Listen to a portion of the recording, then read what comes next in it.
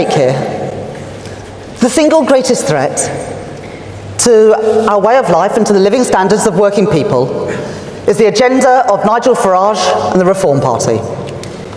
Whatever falsehoods they push, whatever easy answers they peddle, however willing they are to tear communities and families apart, they are not on the side of working people.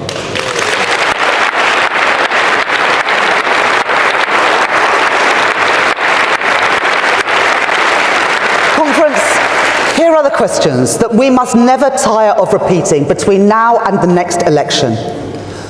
Who is standing up for Britain's working people? A Labour government introducing the biggest upgrade of workers' rights in decades? Or a Reform Party which has opposed those rights every single step of the way?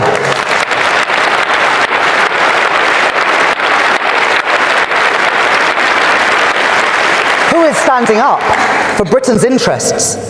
A Labour government that stands with our allies, or a Reform Party in bed with Vladimir Putin?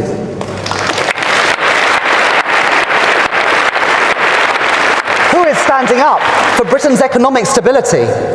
A Labour government resolute in getting prices and interest rates down, or a Reform Party that cheered on the mini budget of Liz Truss?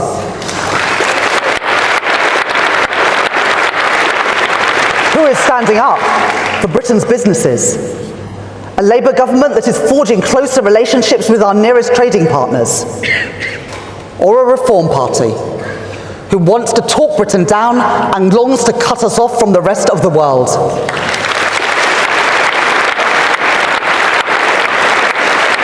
And who is standing up for Britain's National Health Service? A Labour government investing record amounts in our NHS, or a Reform Party opposed to the very principle of a publicly funded healthcare system free at the point of use?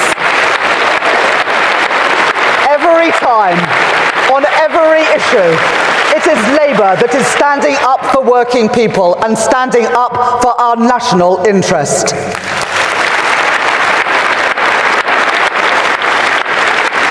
Friends, this is a fight that we must win, and it is a fight that we will win.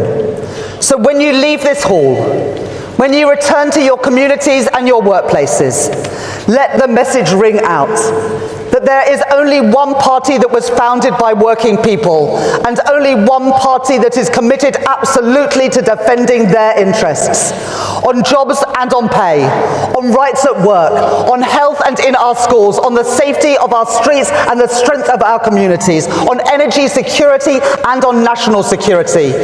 The clue is in the name conference. That party, the party of working people, is the Labour Party.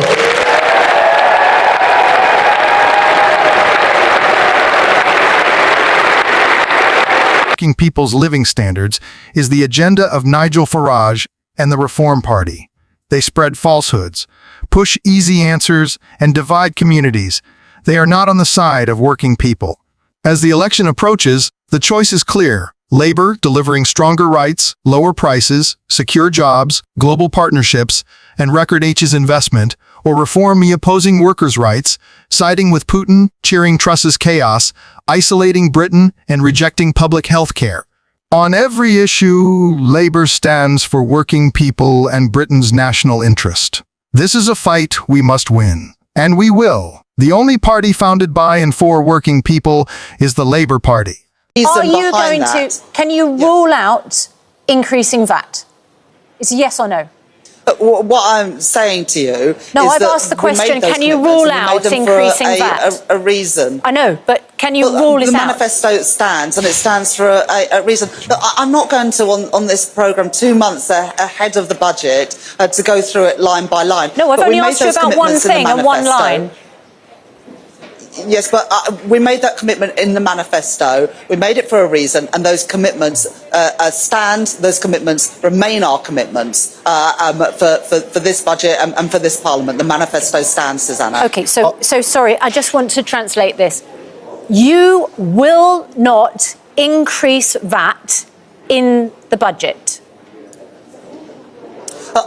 the manifesto that we stood on made those commitments around VAT, income tax and national insurance, and we did that for a good reason, and that reason continues to exist. So that's why we made that commitment, and that manifesto commitment stands. I don't understand. Sorry, Chancellor, with respect, I don't understand why it's such a hard question to simply answer yes or no to. Nobody's asking you for the reason why you put it in the manifesto. You put it in a manifesto because you wanted to win an election. What people want to know is, are you going to raise VAT? It's a simple yes or no answer.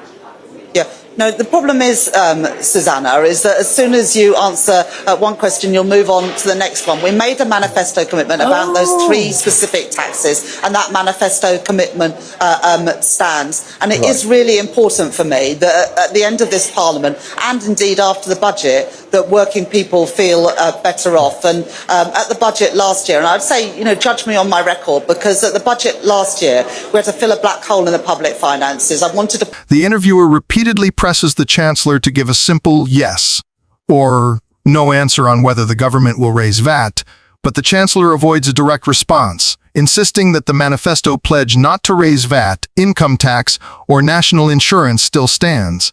The interviewer grows frustrated, pointing out that voters want clarity rather than explanations about manifesto promises.